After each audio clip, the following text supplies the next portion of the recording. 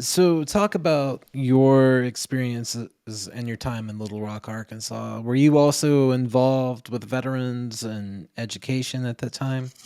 Yes, absolutely. Because I went to Little Rock initially in 1987, the Vietnam Vet Center, right?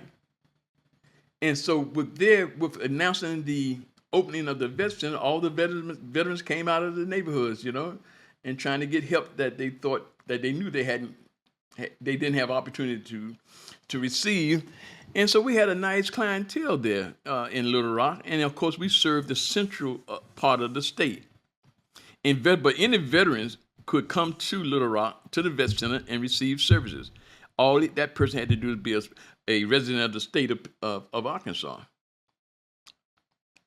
And what was that like for you It working was with the it vet was rough, center? man. It was rough because the first 90 days were very, very rough because I had a team leader who happened to be a psychiatrist. He never was.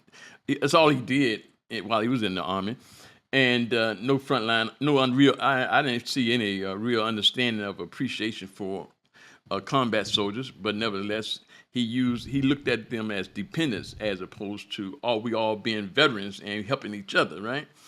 And so I made my name serving veterans in prison, incarcerated veterans. And so I went there with the expectations that I could continue to work with veterans in prison. He would not allow me to do it. And we struggled. He refused to allow me to go into the prisons and assist veterans, in which I had made a very significant name and reputation and of doing, and brought the whole issue of incarcerated veterans to the national spotlight. He refused to allow me to to deal with veterans in prison, and so that didn't go too well. So I ended up, we challenged that, and he terminated me, and I subsequently engaged some legal matters, and we settled that matter. But then I went over to legal services again, back to legal services.